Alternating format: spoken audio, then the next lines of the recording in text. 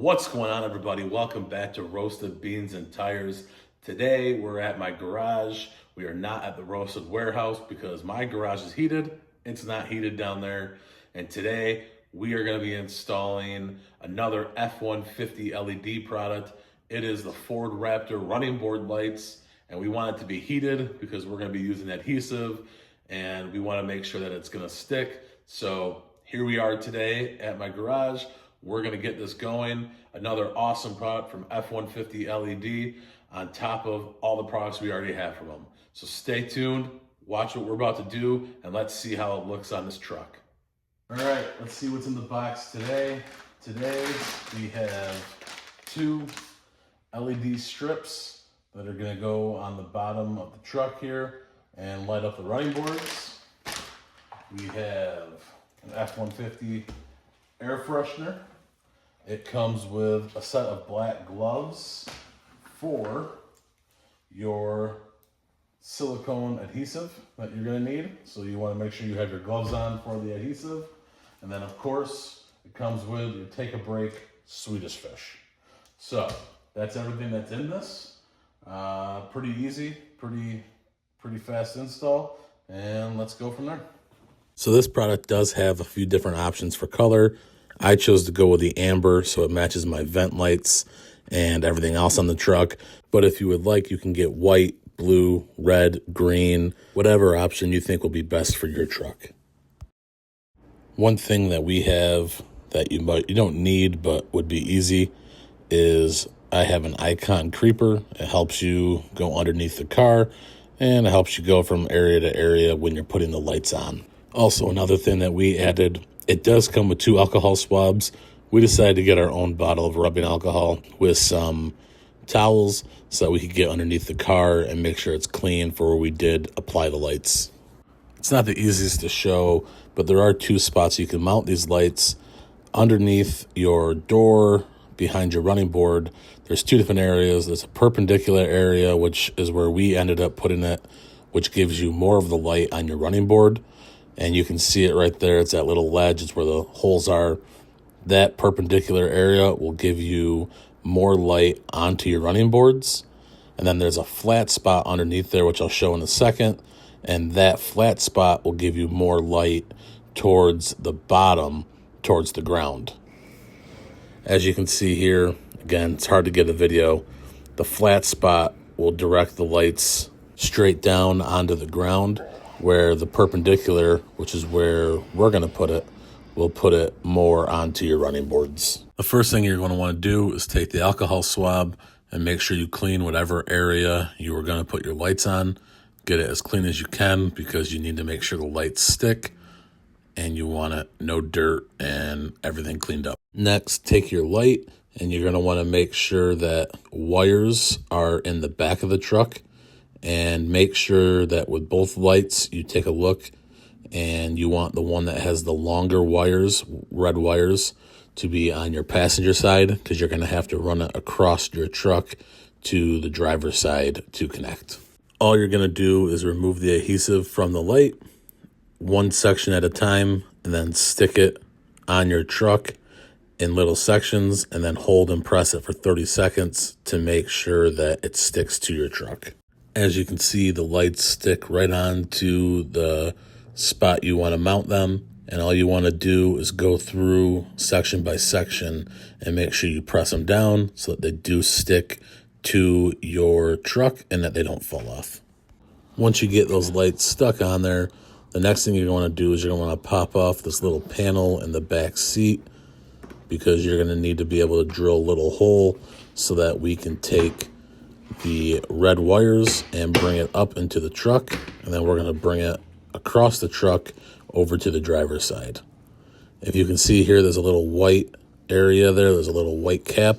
You're going to drill through that. We drilled a 5/32 hole into there. You are going to want to work it around and make sure that you do get it big enough because you're going to want to get that wire through, but make sure you drill right into the white plastic and you don't hit any wires.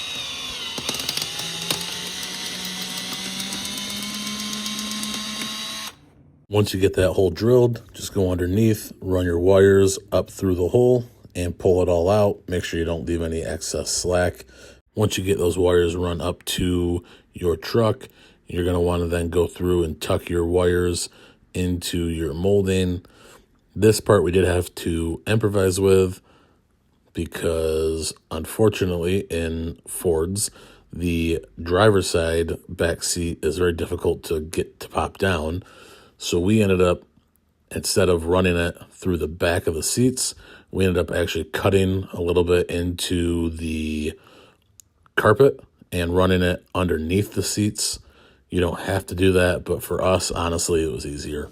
As you can see, we ran it from the panel underneath the carpet and sliced a little piece of the carpet and then ran the wires up. We did go through and tuck the wires better, so now you can't see them, but to us, that was easier and a little bit of a better option for us to run that wire over to the driver's side. Once you get that run over to the other side, you're going to want to go ahead and install the lights on your driver's side the same way you did. And then you're going to want to drill another hole, and you are then going to start the wiring process, which will vary based on whatever truck you have. F-150 LED does provide a diagram for the wiring guide. Just be prepared. It is a little confusing. Not the diagram itself, just the way Ford does things. So we will walk you through it.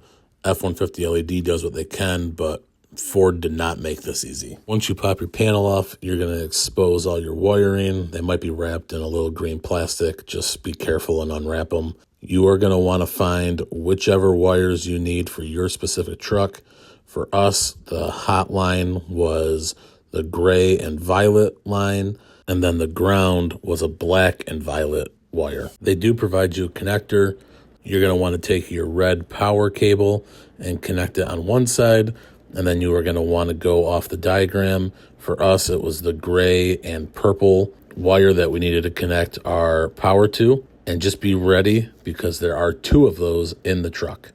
So the first time we connected to the wrong one, then we finally found the right wire and connected to that. And then for my Raptor to connect to the ground, I needed a black and violet wire to connect to. And again, there are two of them. There is a thick one and there is a thin one. For us, we needed to use the thin one. The thin one worked, the thick one did not. Our suggestion when doing this is to connect one of your lights first, because if you try connecting them both, you're going to have to go through and redo it if you get the wrong one.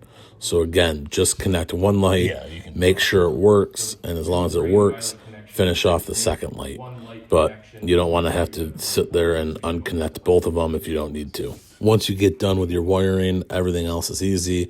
You're going to take the silicone adhesive that they give you.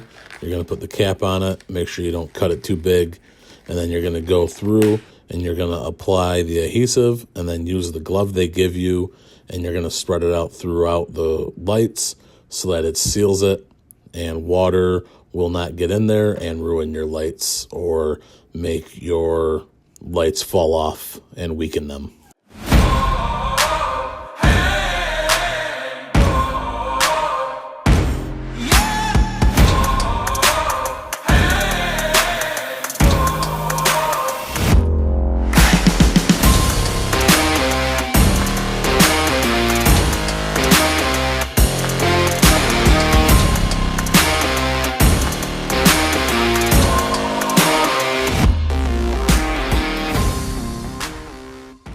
So overall, I think this is a very easy install. The parts that cause you a problem are not the fault of F-150 LED. Frankly, it's difficult to get into some of those wiring, and Ford does not make it easy. So you have to make sure you find the right wires. Again, for us, it was the gray and violet wire, and it was the second one we tried, not the first one, because there's two of those wires. And then for the ground, it was the black and violet, and there's two of those wires, a thick one and a thin one. At least it's a differentiator between those two. We had to use the thin one, not the thick one. So again, thin wire. But end of the day, super good lights. They look awesome. Once again, thanks to F-150 LEDs. The truck looks awesome. Another great accessory to really brighten up the truck. Can't wait to see it at night. Can't wait to drive it and see what people think. F-150 LEDs, roasted beans and tires, another great product. See you later. Motherfucking design all right now.